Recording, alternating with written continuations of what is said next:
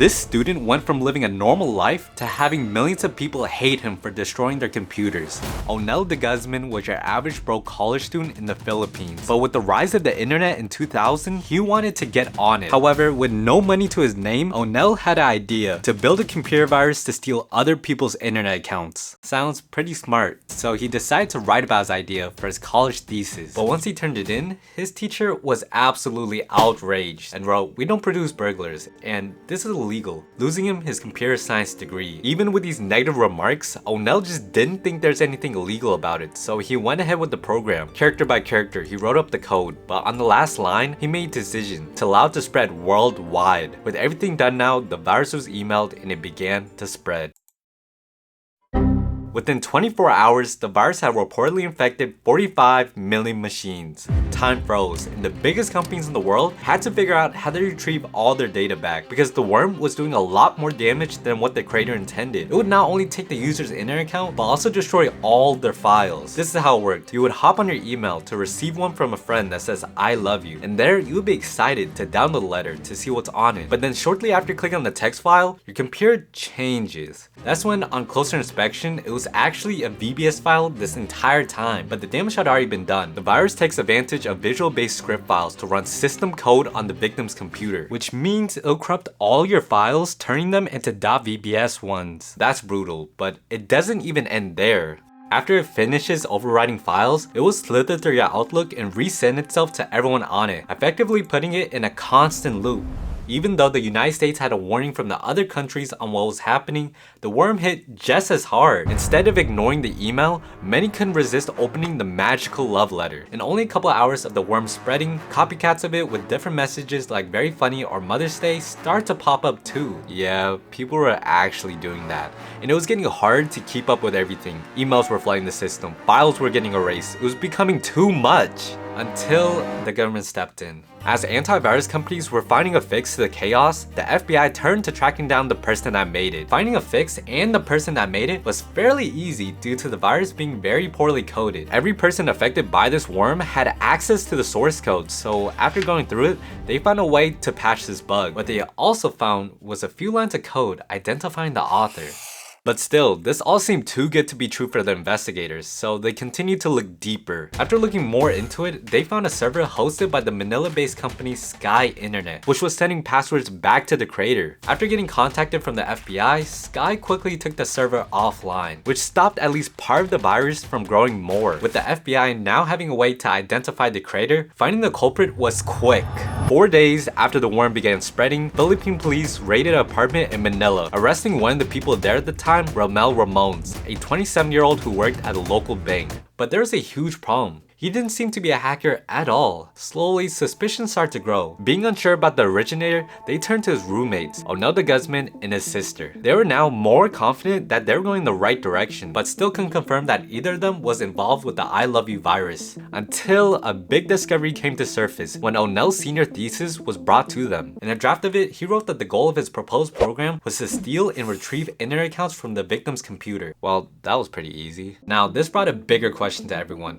What would his punishment be? Creating one of the biggest computer viruses at the time, Onel was now in the spotlight. And it wasn't looking too good, causing millions to be devastated about their important files, and even cost $10 billion in damages. There was a huge amount of proof to say that Guzman did it, but since there were no laws in the Philippines against writing malware at the time, he was released with all charges dropped. Shortly after, they did pass legislation on computer-related crimes. Fast forward to today, he's working at a mobile phone repair place. Luckily, a lot have learned that you should be backing up your computer if you have any important files. But this next story might prove me wrong, because it directly took millions from people. On September 5th, 2013, a new virus would emerge from the underground. But this time, it would be able to take $3 million from desperate people trying to get their files back. Finding out more about this malware at the time led you to no answers on where it came from. But since time has passed, it's today known as CryptoLocker. Very interesting name, but this is what it would do. Just imagine yourself watching your favorite YouTuber play GTA 5. Lots of laughs and enjoyment. Then you turn to try to download the game to play with your friends, but there's one problem. You don't have any money, so you go online to type GTA 5 free and stumble upon a website that claims to have it. Score! Then this happens. Wait, which one do you download? This one says add, but this one doesn't. Okay, then it'll download away. When you open it, it's not what you expect. The program has locked up your files and now demands you a payment of $300 USD or euros to regain access to them. What CryptoLocker was really doing in the background was something terrible. It would encrypt all your files, turning your readable file into a bunch of scrambled nonsense, making it impossible for your computer to reopen it again. The main ways for it to spread was to disguise it as a fake program and to send it through email or place them on sketchy websites. The virus would keep spreading throughout the world, eventually reaching 500,000 computers. But this time, it wasn't as bad as our last story because you could get your files back if you just had some extra cash. However, this all changed in late May of 2014. Law enforcement seized a worldwide network of hijacked computers that was being used to spread both CryptoLocker and another piece of malware known as Game Over Zeus. Looking at their database indicates that only 1.3% of all people hit actually paid. So it looks like I might have been right that people are learning that they should do backups. Or maybe not. Other reports state that the people behind it made a lot more than that. In December 2013, ZDNet traced 4 Bitcoin addresses posted by users who had been affected by CryptoLocker. Those 4 addresses showed movement of 41,928 Bitcoin between October 15th and December 18th, which was about $27 million at the time. If they never sold, that would be about $1.5 billion today.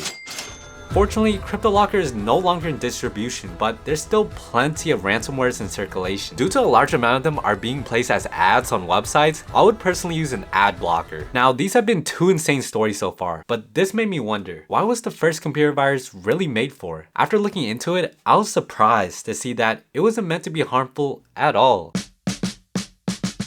This brings us to 1986, when people were still using brick phones and were watching their favorite shows on box TVs. Basit and Amjad ran a store in Lahore, Pakistan called Brain Computer Services, which was where they created the first ever virus to attack IBM computers. The 2 brothers were fed up with foreign students using pirate versions of their programs, so they had an idea to teach them a lesson. The purpose of it was not to cause any harm, but a simple warning for people who pirate their work. However, the odd part was that they were selling pirated versions of foreign softwares themselves, such as Lotus 123, a spreadsheet program. Wow. I did not expect that. But still, they need to release the virus, and the way that the brothers did it is so much different than how it is nowadays. Unlike today's computer viruses, which could travel at lightning speeds, Brain had to spread itself the old-fashioned way, through floppy disks. Small and portable disks that were a way to store all your files back then. Basit and Abjad would package up this virus to include their store address, phone numbers, and even a message to tell the user to call them for help. But with zero intent on destroying anyone's data, the 2 brothers released it. One day, a call came. It was from Miami University. Somebody part of a local magazine contacted them when she saw their contact on the screen. Slowly, the virus started to gain more traction, and eventually callers all the way from the UK and US were demanding them to disinfect their computers. It didn't seem to stop either, especially with the variants of Brain modified by other programmers start to come up, making the situation even worse. While there was never any legal action, the media response was massive. The 2 brothers would explain that it wasn't something to worry about, but many people did report that the virus did cause damage to their files. Even with all the pain that everyone had to go through, a few great things definitely did come out of Brain. It left a huge impact on the world, making more people aware of computer viruses, like John McAfee, the founder of the security software company. Or you might know him for his other stuff. He was inspired to create his first antivirus software when he realized that his own computer was infected with Brain. As for the brothers today, their company, Brain Computer Services, is now known as Brain Telecommunication Limited and is the largest internet service provider in Pakistan. The brothers have stated that they stopped selling contaminated software sometime in 1987 and are still based at the same address in Lahore where they created Brain. Go subscribe so you don't miss my next upload coming very soon. And that's basically it for today. Goodbye.